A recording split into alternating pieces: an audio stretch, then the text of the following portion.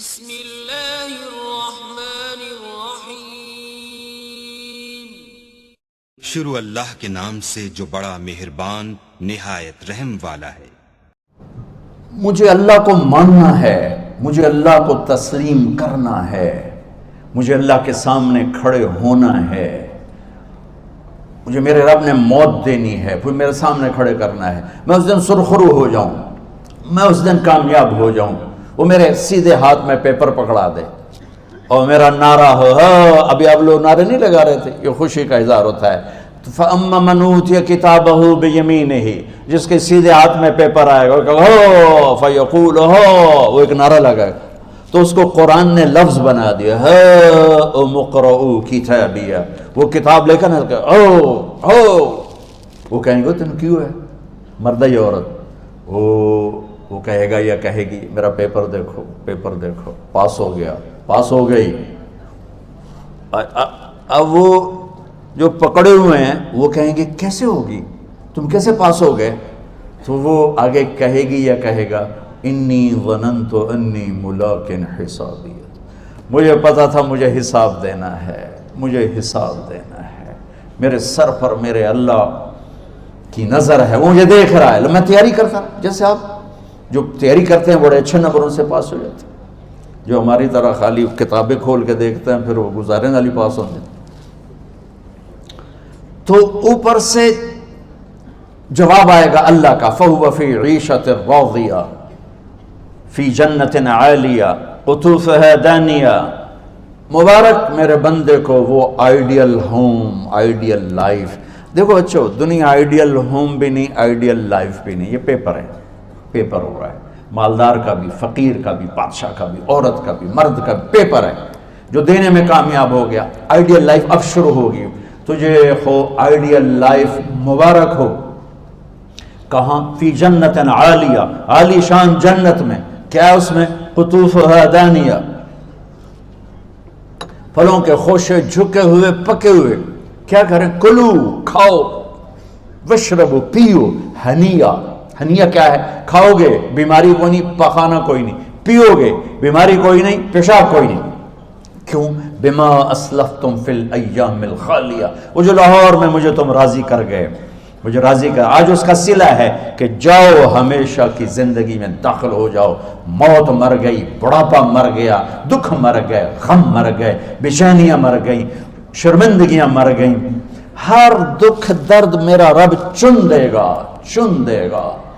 میرے عزیزو، ہم اس پیپر میں سے گزر رہے ہیں، اس اللہ کو راضی کرنے کا راستہ، وہ بایولوجی نہیں، وہ باٹنی نہیں، وہ زالوجی نہیں، وہ فزکس نہیں، وہ کیمسٹری نہیں، وہ سوشیالوجی نہیں، وہ سائنس نہیں، وہ ٹیکنالوجی نہیں، ایک راستہ، ایک، جیسے اللہ ایک راستہ ایک، اللہ ایک راستہ ایک، وہ راستہ کیا ہے؟ محمد الرسول اللہ، وہ راستہ کیا ہے؟ محمد الرسول اللہ، وہ راستہ کیا ہے؟ محمد الرسول اللہ۔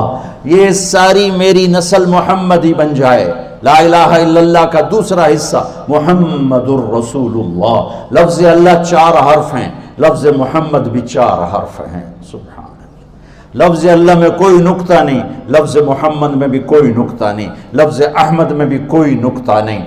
اللہ، محمد، احمد، 4 4 4 مل کے 12 بنتے ہیں۔ جب میرے رب نے کلمہ جوڑا تو لا الہ الا اللہ بھی 12 حرف ہیں اور محمد الرسول اللہ بھی 12 حرف ہیں، بیلنس کر کے ہمیں کلمہ دیا۔ اور یہ اعلان ہے، اعلان ہے کہ اگر اللہ تک پہنچنا ہے تو سید ہونے کی ضرورت نہیں ہے، بادشاہ قریشی ہونے کی ضرورت نہیں ہے، اگر اللہ تک پہنچنا ہے تو غلام محمد بننے کی ضرورت ہے۔ کہ محمد سے وفا تو نے تو ہم تیرے ہیں، یہ جہاں چیز ہے کیا لوح و قلم تیرے ہیں۔